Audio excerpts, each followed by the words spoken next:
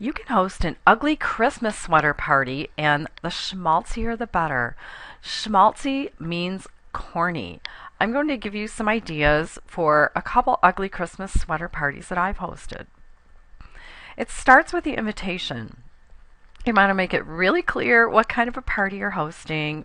We have an ugly Christmas sweater party and game night. I only serve appetizers and sweets and drinks.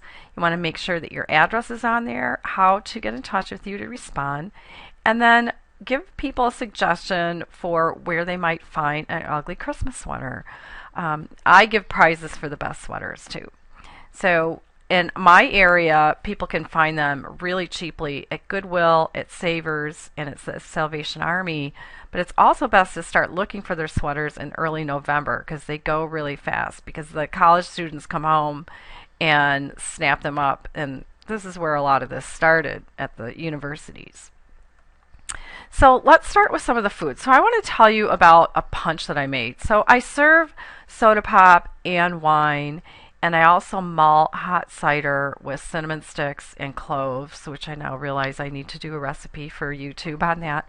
But I also make a special punch, and I want to show you how I do this. And it starts with the ice ring, which I don't make out of water. I make it out of pomegranate juice in a Jello mold a day or two ahead of time. I pour some in the Jello mold, and then I put the mold into the freezer. It's got to freeze for at least 24 hours. Then before I thaw it a little bit, what I do is I start the punch in the bowl, but actually I put some pomegranate juice, some lime juice, and also some agave nectar into the blender, and I don't measure it, sorry. I think I juiced 2 limes and had maybe a couple quarts of pomegranate juice, maybe a few tablespoons of agave nectar. Blended the blender because I don't want to put the ice ring into an empty punch bowl because it would break. So I just get a little bit of the punch started. Now back to the ice ring. I put the mold into a sink with about an inch of warm water, and I just let it sit there for 1 minute to thaw just a little bit. Then after it's thawed a little bit, it actually has some extra juice and I don't want it to splash all over. So I pour it into a measuring cup, and then I set the mold on the kitchen counter, put a plate on top of it, and I flip the plate over. Okay, so now the mold is ready to go into the punch bowl. But you'll also see on my counter I also have some organic raw kombucha tea, the plain kind, and I also have a bottle of that in here, and it gives it just a little bit of a kick. So then I slide the mold into the punch bowl. I put in the rest of the pomegranate juice.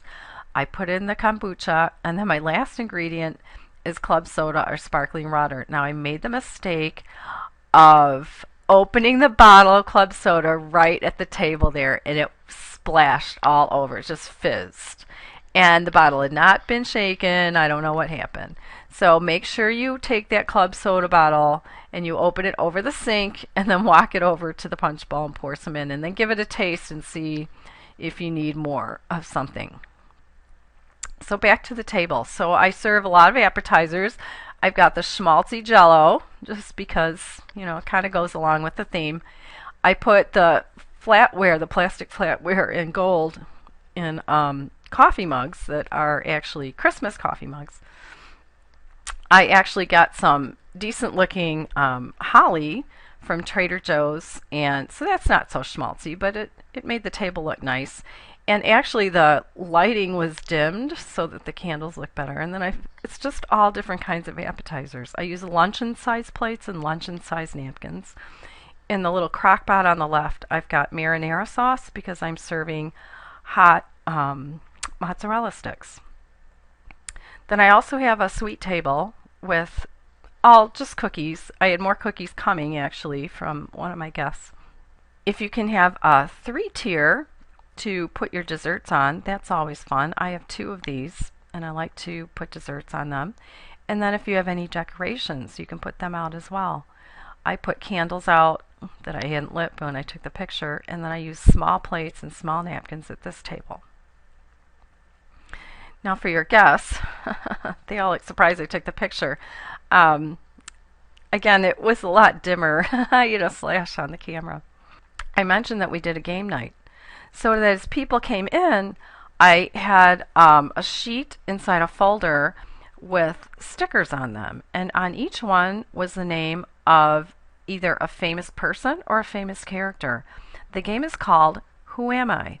I put a sticker on everybody's back, and they had to ask questions to which the answer was either yes or no to narrow down what was the name of the person on the sticker on their back. And it got people who didn't know each other talking. On another year, we played Pictionary with Christmas carols and Christmas themed movies. That was a lot of fun too. So it just depends on the mix of your crowd. Another year, I had a map that I put on the wall, and I had stickers where people would write their name, and they'd put their name and plop it onto a country where they had visited. And again, it got people talking to one another, people who didn't know each other. You can also hang Christmas lights to make it look kind of schmaltzy, or to class it up a little bit, put pretty candles out, because the whole thing doesn't have to be schmaltzy if you don't want it to be. If you're giving prizes out for the best or maybe the worst sweaters, take a picture of the people. I always give out a prize, like a gift card to Starbucks. Even the doggy can get into the ugly Christmas sweater party. My little dog does. She's got her own ugly little Christmas sweater. Your tree can always look pretty. It doesn't have to be schmaltzy. And always remember to hang the stockings by the chimney with care. So write your own ideas for an ugly Christmas sweater party in the comment section below. And have a great time at your party.